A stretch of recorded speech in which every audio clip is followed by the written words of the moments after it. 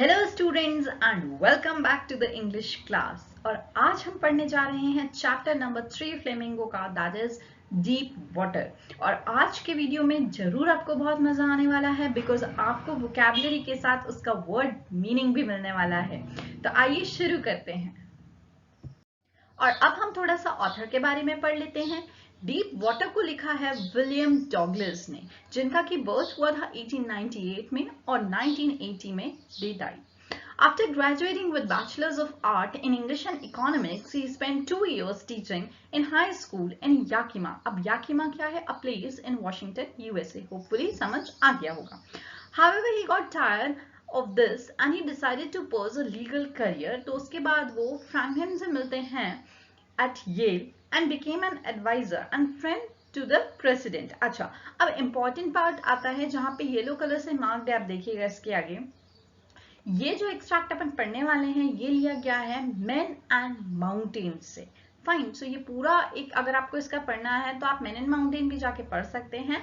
और नीचे आइए, येलो लाइन में जो दिख रहा है, येलो वर्ड में जो दिख रहा है, ये क्या है? एक ऑटोबायोग्राफिकल रिटन स्टोरी है। फाइन, तो चलिए शुरू करते हैं। और यहाँ पे आप देख सकते हैं ये रहे विलियम, और यहाँ पे कैसे वो वाटर में ड्रोन हो जाते हैं और फिर उसके बाद कैसे वो फियर अपना ओवरकम करके बाहर आते हैं। So let's start. It had happened when I was 10 or 11 years ago. तब की ये स्टोरी वो बता रहे हैं। I had decided to learn to swim. सीखा ही था, डिसाइड किया था, I mean to say, to learn to swim. There was a pool in the YMCA. YMCA का फुल फॉर्म है Young Men's Christian Association. कहाँ पे है ये pool? In Yakima, that offered exactly the opportunity. The Yakima river was treacherous, मतलब Yakima river जो थी वो बहुत डेंजरस थी। Mother continually Warne against it, मतलब मम्मी बताती रहती थी कि भैया वहां नहीं जाना है। And kept the fresh in my mind the details of each droning in the river, मतलब बताती रहती थी स्टोरीज वगैरह कि देखो वो डूब गया, ये डूब गया है, और ऐसा सब होता रहता था। But the YMCA pool was safe. It was only 2 or 3 feet deep at the shallow end, and while it was 9 feet deep at the other, मतलब वो ज़्यादा deep नहीं था। कौन? YMCA pool. The drop was gradual. I got a pair of water wings and went to the pool. अब वो water wings खरीदता है और pool की तरफ जाता है। I hated to walk naked into it and show my skinny legs. मतलब उसको वो ड्रेस पसंद नहीं है क्योंकि उसमें skinny legs दिखते हैं उसके। But I subdued my pride and I did. मतलब उसका कहने का ये है कि उसने ये सब नहीं सोचा। He subdued his pride and उसने आगे बढ़ा, उसके आगे की तरफ स्टेप उसने उठाया सीखने के लिए। From the beginning, however, I had an aversion, मतलब एक dislike थी उसके लिए, पानी यानी dislike to the water. When I wasn't, this started, अच्छा ये dislike शुरू क्यों हुई और कब हुई? This started when I was 3 or 4 year old and father took me to the beach in California. मतलब इसके पापा जब उसको कैलिफोर्निया लेके गए तब से ये dislike start हुई। क्यों? He and I stood together in the surf. Surf का मतलब एक wave जो होती है ना, वो वहां पे वो बैठे हुए थे, I mean stood, खड़े हुए थे। I hung on to him, वो उसके ऊपर चढ़ा। Yet the waves knocked me down, और waves उसको नीचे की तरफ खींच के ले गई and swept over me, मेरे ऊपर से वो पूरी निकल गई। I was buried in water, my breath was gone, I was frightened, मतलब इमेजिन करिए वो बंदा कितना डर गया जिसको स्विमिंग नहीं आता और वेव्स खींच के ले गई हैं। Father laughed, but there was terror in my heart at the overpowering force of the waves, मतलब उसको जो overpower कर रही थी, उसके ऊपर ड्रोनिंग के लिए पावर दिखा रही थी waves, उससे वो इतना ज्यादा डर गया था कि उसके पापा हंस भी रहे थे तो भी उसे कोई, मतलब एक होता है ना अपने पेरेंट्स हंस दे तो अपन को थोड़ी दिल में शांति से मिल जाती है किसी चीज के लिए, बट उसको वो भी नहीं मिल रही थी। Now my introduction to the YMCA swimming pool revived unpleasant memories and strict childish fears, मतलब वो जो एक memories थी वो याद दिला देती थी पूरी unpleasant memories और जो childhood fear थे उसके वो। But in a little while I gathered confidence, फिर उसे confidence आया। I paddled with my new water wings, watching the other boys and trying to learn by aping मतलब copying them. I did this 2 or 3 times on different days and was just beginning to feel at ease in the water when the misadventure happened. मतलब वो क्या कर रहा था, अब 1-2 दिन जाके 3 दिन जाके अकेले में प्रैक्टिस करके अब उसको थोड़ा इजी लगने लगा था वो चीज करना, और अचानक से उसके साथ एक कुछ मिस एडवेंचर हुआ. लेट्स सी क्या. I went to the pool when no one else was there. कोई भी नहीं था. The place was quiet, the water was still and the tile bottom was as white as clean as bathtub. मतलब इतना साफ pool पड़ा हुआ था. I was timid, मतलब कॉन्फिडेंस नहीं था, but going in alone, so I sat on the side of the pool to wait for others. मतलब उसने सोचा कि अकेले ना जाके दूसरों को आ जाने दो, फिर जाता हूँ मैं. I had not been there long when in came a big bruiser. मतलब एक आदमी आया. ब्रूजर कौन से किस टाइप के लोग होते हैं जो बहुत हट्टे कट्टे लंबे चौड़े और हमेशा आर्ग्यूमेंट्स के लिए रेडी होते हैं, लड़ने के लिए हमेशा रेडी होते हैं, दम होती है जिनमें बहुत. Of a boy probably 18 years का होगा वो. He had thick hairs on his chest. He was beautiful physical specimen example with the legs and arms that showed rippling muscles. He yelled. अब वो बोलता है इससे आके, ये बंदा तो अकेला बैठा हुआ है, तो वो क्या बोलता है, हाय स्किनी. स्किनी मतलब दुबले पतले. How would you like to be, मतलब किस टाइप से आप चाहेंगे स्विमिंग. और इतने में उस 18-year बॉय ने क्या किया, with that he picked me up and tossed me into the deep end. मतलब एकदम से उसको धक्का दे दिया. I landed in a sitting position. वो बैठते हुए पोजीशन में नीचे गया. Swallowed water and went at once to the bottom. मतलब bottom तक गया. I was frightened but not yet frightened out of my wit. Out of my wit here मतलब होता है कि वो डरा हुआ तो था, but उसने confidence, I mean to say presence of mind lose नहीं किया था उसने अपना. Fine. On the way down, I planned. उसने प्लान किया. जब तक वो डूब रहा था ना ऊपर से नीचे, तब तक वो प्लानिंग करता जा रहा था. क्या planning? I would make a big jump. जैसे ही वो हिट करेगा बॉटम को, तो वो क्या करेगा, एकदम से बिग जंप करेगा ताकि वो ऊपर वापस आ पाए. It seemed a long way down. मतलब वो 9 feet जो थे उसके, वो 90 feet के बराबर उसको लग रहे थे. और बीच में क्या हुआ था, उसके लंग्स फूलने लग गए थे. ऐसा लग रहा था पूरा लंग्स में पानी भर गया हो. I summoned, gathered all my strength and made as if it was a great string of words. मतलब उसने एकदम से जैसे ही नीचे गया ना, तो उसने एकदम से ऊपर की तरफ you can say छलांग टाइप की पानी के अंदर लगाई. I imagine I would bob to the surface like cock. मतलब वो चाहता था कि वो एकदम से ऐसे करके पहुंच जाए ऊपर. Instead I came up slowly. लेकिन एकदम से कुछ भी नहीं हुआ और वो धीरे धीरे जैसे गया था वैसे ही धीरे धीरे वो ऊपर आया. I opened my eyes and saw nothing. उसने ओपन की आईज और उसको कुछ नहीं दिखा. और स्टूडेंट्स यहाँ पे ये थोड़ा सा ध्यान देने वाली बात है जो येलो कलर से मार्क कर दी गई है. I opened my eyes and saw nothing. ये अपन ने पिछले स्लाइड में भी देख लिया था और वहीं से अपन कंटिन्यू कर रहे हैं. I opened my eyes and saw nothing but water. Water that had a dirty yellow tinge to it. मतलब उसको आंख खोलने से कुछ भी नहीं दिख रहा था, सिर्फ पानी, वो भी पेल येलो जो बोल सकते हैं, dirty yellow with a touch of color to it. I grew panically. मतलब एकदम पैनिक हो गया वो. I reached up as if to grab a rope and my hands clutched only at water. मतलब जैसे अपन कोई अपन को रस्सी दे रहा है और अपन रस्सी पकड़ने के लिए ऐसे ऐसे करते हैं ना, तो वो कर रहा था, बट उसके पास कुछ था तो नहीं रस्सी वस्सी, तो that was only वाटर जो पकड़ाई में आ रहा था. I was suffocating होपफुली आप लोग को पता भी होगा. I tried to yell but no sound came out. मतलब yell मतलब बहुत जोर से चीखना चिल्लाना, बट उसने किया लेकिन कोई आवाज बाहर नहीं आई. Then my eyes and nose came out of water. इतने में उसकी eyes nose वाटर के बाहर आती है. मतलब वाटर लेवल कहाँ तक आ चुका है, यहाँ तक आ चुका है, but not my mouth. I feel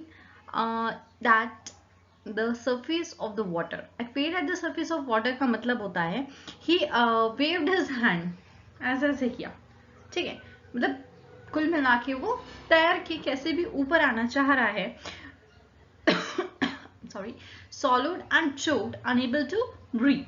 I tried to bring my legs up. उसने चाहा कि वो अपने पैर भी वैसे ऊपर ले आए जैसे यहाँ तक पानी आ चुका है, बट उसके पैर ऐसे हो गए थे एकदम डेड, पैरालाइज्ड टाइप के पैर हो गए थे, है ना, और रिजिड यानी हार्ड हो गए थे. A great force was pulling me under. और बहुत जोर के एक पुल उसको नीचे खींच रहा था. I screamed but only the water heard me. वो चीख रहा था लेकिन सिर्फ पानी में आवाज आ रही थी और बाहर कहीं भी आवाज नहीं आ रही थी. I started on long journey back to the bottom. मतलब उसने स्टार्ट की journey to the bottom back. Of the pool, मतलब जैसी जर्नी उसकी स्टार्टिंग में थी वैसी उसने फिर से स्टार्ट कर दी नीचे की ओर जाना, क्योंकि पानी उसको नीचे की ओर बार बार खींच रहा था. Struck at the water as I went down, expending my strength as once in a nightmare fights and irresistible force. मतलब वो कितना लूज कर रहा है आप ये देखिएगा. I had lost my breath, my lungs ached, my head throbbed, I was getting dizzy. But I remembered the strategy, मतलब उसके हेड में एक होने लगा, आई मीन उसके लंग्स में एक होने लगा, उसका हेड थ्रॉप्ड होने लगा. थ्रॉप्ड का यहाँ पे मतलब है felt pain in a serious wings. I was getting dizzy, dizzy का मतलब होता है फेंट, फेंट यानी चक्कर आना. But I remembered the strategy, मतलब उसको स्ट्रैटेजी याद थी. Plan of action, that means I would spring from the bottom of the pool and come like a cock to the surface. अब अपन ने अभी थोड़ी देर पहले ही देखा था कि कैसे वो ऊपर आने की स्ट्रेटेजी बनाया हुआ था. I would lie flat on the water, strike out with my arms and thrash with my legs. Then I would get to the edge of the pool and be safe. I went down endlessly. अब वो नीचे जाता जा रहा था endlessly. I opened my eyes, nothing but water with a yellow glow. Dark water that one could not see through. मतलब इतना dark था कि कुछ अब तो दिख ही नहीं रहा था. And then sheer stark terror seized me.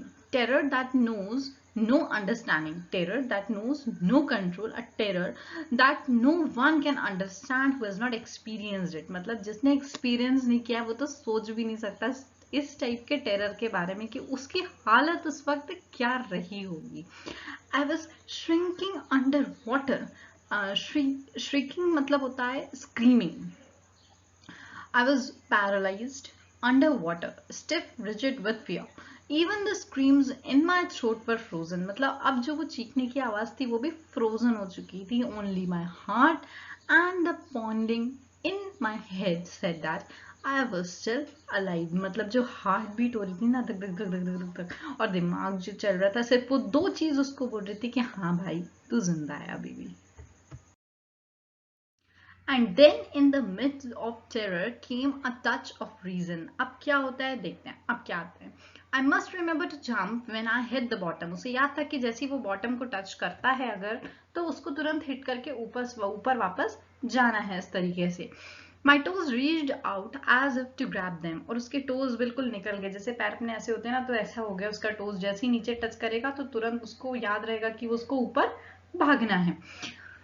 But the jump made no difference. उसने jump भी किया but कोई difference ही नहीं हुआ. Water still around me. I looked for ropes, ladders, water wings. कुछ तो मिल जाए चढ़ के ऊपर जाने के लिए but nothing. But water, बस water ही water था. A mass of yellow water held me. पूरे तरफ yellow water. Stark terror took an even deeper hold on me, like a great charge of electricity. I shook my hand terrible with fright. My arms wouldn't move, my legs wouldn't move. I tried to call for help, to call for mother, but nothing happened. And then strangely there was a light. अचानक से क्या होता है इतने सारे terrible चीजों के बाद अचानक से उसको क्या दिखती है, लाइट दिखती है. I was coming out of awful yellow water. मतलब वो अब ऊपर आ रहा है पानी से. At least my eyes were, मतलब eyes तो आ ही गए हैं. My nose was also almost out, और nose भी almost out आ चुकी है out of the water. Then I started for third time. I sucked for air and got water. मतलब उसने air के लिए सांस ली और अंदर water गया. The yellowish light was going out. Then all efforts ended. That means keys. I relaxed. Even my legs felt limp. Limp मतलब lifeless हो जाते हैं जब पैर आपके काम नहीं करते हैं. And a blackness swept over my brain. If it wiped out fear, it wiped out terror. There was no more panic. मतलब अब वो एक ऐसी स्टेट में आ गया है जब उसको डर भी नहीं लग रहा है. एक तरह से वो अनकॉन्शियस हो चुका है. Nothing to be afraid of. This is nice. To be drowsy, to go to sleep. No need to jump. Too tired to jump. मतलब वो इतना थक चुका है बार बार वही जंप करने से, वही प्लान की स्ट्रेटेजी फॉलो करने से और बार बार उसमें हार जाने से कि अब वो कुछ भी नया नहीं कर रहा है. It's nice to be carried gently, to float along in space, tender arms around me, tender arms like my mother. Now I must go to sleep. I cross to oblivion. Oblivion का मतलब होता है state of being unaware of or unconscious of what is happening around me. That means बिल्कुल unconscious हो जाना. And the curtain of life fell. That means उसको ये समझ आ रहा था अब life एक end पे आ चुकी है. अब वो तो unconscious हो ही गया है. The next I remember was that I was lying on my stomach besides the pool. मतलब वो पेट के बल पे लेटा हुआ था और vomiting कर रहा था. The chap fooling, someone said. The kid nearly died. मतलब उस बंदे ने जिसने उसको धक्का मारा था उसको कोई डांट रहा था कि वो तो बंदा जिसको आपने धक्का मारा है वो मर जाता. The kid would have been dead. Be all right now. Let's carry him to the locker room. Several hours later, I walked home.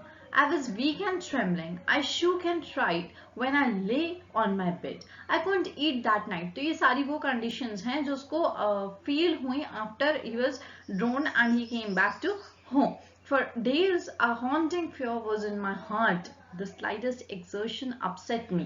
मतलब अब उसको बिल्कुल हर चीज वीक, वो भी एकदम ढीलीपन सी लगती थी. पानी से डर लगने लगा था. I feared water. I avoided but it whenever I could. A few years later, when I came to know water of the Cascades, मतलब waterfall, I wanted to get into. And whenever I did, whether I was wading the tealing or bumping river or bathing in the warm lake of goat rocks, the terror that had seized me in the pool would come back. मतलब जब भी वो किसी भी water वाले place पे जाता तो वही वाला जो एक टेरर था वो उसके दिमाग में आ जाता था वापस से. It would take possession of me completely. My legs would become paralyzed. मतलब कैसे डर लग जाता है ना. सपोज एक सिचुएशन सोचिए, आप ही सोचिए इसको कि अगर आपको पानी से डर लगता है और आपको पानी में फिर से पानी आपके सामने ला दिया जाए, कैसा वाला वाटरफॉल वाला या रिवर वाला कोई सा भी, तो कैसा डर लगेगा आपको. Icy horror would grab my heart. This handicap stayed with me as years rolled by. मतलब handicap वो हुआ नहीं था, वो एक handicap वाली feeling जो उसको पानी को देख के आती थी वो years तक चलती रही. In canoes on main lakes fishing for landlocked salmon. अब ये वाली line complete नहीं है इसलिए अब अपन इसे continue करते हैं. और फर्स्ट लाइन में कुछ प्लेसेस दी हुई हैं जहाँ पे वो विजिट करने से काफ़ी डरता था बिकॉज वो वाटर वाली प्लेसेस थी और उसको उसकी जो एंजॉय था वो पूरा ruined हो चुका था, डिप्राइव हो चुका था जॉय बिकॉज उसको स्विमिंग नहीं आती थी. और कैनोइंग, बोटिंग, स्विमिंग इतनी सारी चीज़ें होती हैं, वाटर के स्पोर्ट्स होते हैं, एडवेंचरस स्पोर्ट्स होते हैं, वो कुछ भी नहीं कर पा रहा था. देन फाइनली उसने सोचा कि अक्टूबर में अब मैं एक इंस्ट्रक्टर को फॉलो करूंगा, एक इंस्ट्रक्टर के साथ प्रैक्टिस करूंगा डेली. और ऐसा हुआ, इंस्ट्रक्टर ने उसके अराउंड केबल, थिक रोप होती है जो, वो लगाई और उससे प्रैक्टिस करवाया उसको. Day by day, hour by hour and week by week उसको समझ आने लगा. वो प्रैक्टिस के साथ साथ काफी परफेक्ट भी होने लग गए. और क्या हुआ, जैसे ही उन्होंने एक दिन यू कैन से रोप को थोड़ा ढील से पकड़ा तो फिर से उनको वही वाला फियर आ गया जो एकदम आ जाता था. जनरली उनके लेग्स एकदम फ्रोज हो जाते थे वो. बट यस, 3 months की बात क्या हुआ, उनको face under the water excel करना आ गया और रेस करके नोज से इनहेल करना आ गया. So that was the point जब उनको काफी कॉन्फिडेंस आ गया कि उनको कैसे अब स्विमिंग करना है. I repeated the exercise hundreds of times. Bit by bit, I shed, that means removed, part of the panic fear that seized me when my head went under water. मतलब सबसे ज्यादा प्रॉब्लम उसको head under water जब होता था तभी हुआ करती थी, तो वो उसका पैनिक और जो डर था वो हटने लगा. Next he held me at the side of pool and had me kick with my legs. For weeks I did just that. मतलब उसने काफी प्रैक्टिस की. At first my legs refused to work क्योंकि वो डरा हुआ तो रहता ही था. But they gradually relaxed and finally I could command them. मतलब वो exercise भी उसको समझ आने लगी. Thus piece by piece he built a swimmer and when he had perfect in each piece he would put them together into integrated a whole. Definitely कोई सी भी exercise हो, कोई भी सी भी चीज हो, अपन भी ऐसे ही करते हैं कि bit by bit उसको पढ़ के या समझ के फॉलो करके उसको अपन एज अ होल कंप्लीट कर लेते हैं. Dive of and swim the length of the pool, crawl stroke particularly style of moving, मतलब ऐसे स्ट्रोक करना जो भी स्टाइल ऑफ स्विमिंग में आता होगा. At the instructor was finished, उसने किया और इंस्ट्रक्टर अब फिनिश हो चुका है. दैट मीन्स इंस्ट्रक्टर का काम अब फिनिश हो चुका है. But I was not finish, लेकिन उसका नहीं हुआ था. I still wonder if I would be terror stricken when I was alone in the pool. उसको ये नहीं समझ में आ रहा था कि क्या अभी भी उसको उतना ही डर लगेगा जब वो अकेला स्विमिंग के लिए जाएगा. I tried it. I swam the length up and down. The tiny vestiges of the old terror would return, but now I could frown and say to that terror. अब वो terror को क्या कह रहा है, मतलब हाँ उसको डर हट गया है. तो अब he can proudly say, trying to scare me. Well, here's you to look. And off I'd go for another length of the pool. मतलब मैं दूसरी लेंथ जाके दिखा देता हूँ. This went on until July, but I was still not satisfied. लेकिन अभी भी वो satisfied नहीं था, fully practiced कह सकते हैं, fully expert नहीं था. I was not sure that all the terror had left. उसको ये नहीं पता था कि मे बी वो बड़ी प्लेस में जाएगा तो उसको फिर से terror आ जाए. So I went to lake. अब उसने try किया lake जाके.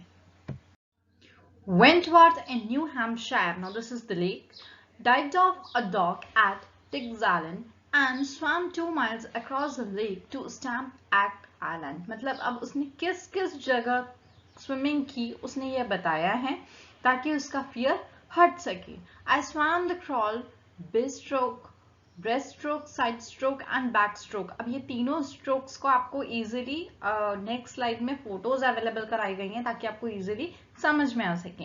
Only once did the terror return, बस एक बार उसका टेरर रिटर्न हुआ था. कब हुआ था, जब वो मिडिल ऑफ द लेक में पहुंच गया था और उसका फेस अंडर द वाटर था और उसको कुछ दिख नहीं रहा था बट बॉटमलेस वाटर.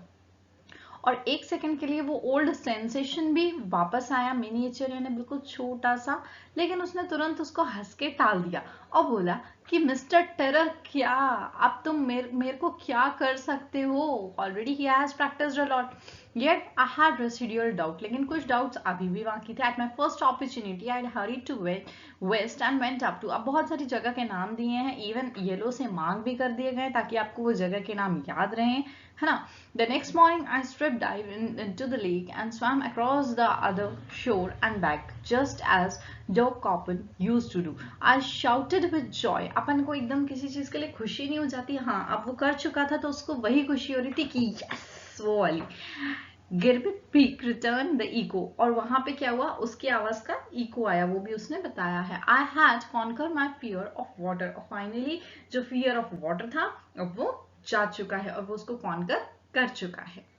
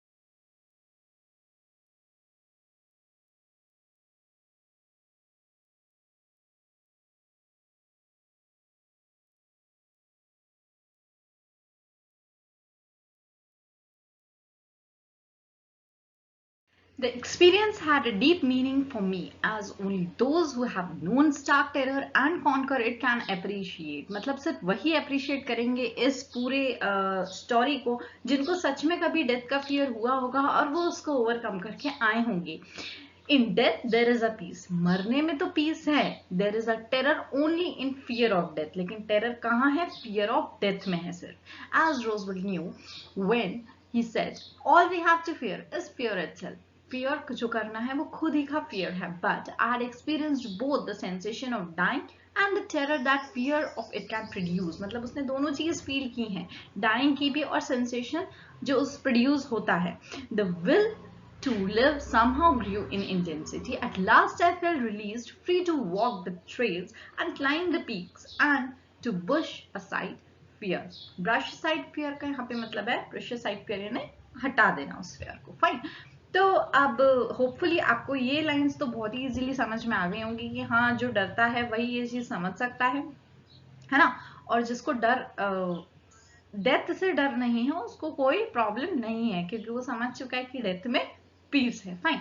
अब आपको क्या करना है? आपको इस चैप्टर को एक बार पढ़ना ही पढ़ना है. Yes, this chapter is very important और इसकी रीडिंग कंपलसरी इसलिए है क्योंकि इसमें बहुत सारे फैक्ट्स हैं और डेफिनेटली अगर आप नहीं पढ़ते हैं एक बार तो आप जरूर भूल जाएंगे इसको. इसलिए प्लीज तुरंत के तुरंत एक बार स्लाइड्स में जल्दी से रीडिंग मार लीजिएगा. और इतना ही नहीं, अगर आपको लगता है कुछ इंपॉर्टेंट पॉइंट्स हैं तो उसको लिख भी लीजिएगा साथ ही साथ. तो आपके एग्जाम टाइम में आपको फिर कोई भी प्रॉब्लम नहीं होगी. होपफुली आपको चैप्टर समझ में आया होगा और अगर नहीं भी आया है तो एक बार फिर से रिकॉर्डिंग देख लीजिएगा, जरूर आ जाएगा. चलिए, तो यहाँ पे अपन अपने चैप्टर को एंड करते हैं और अब मिलते हैं नेक्स्ट चैप्टर में.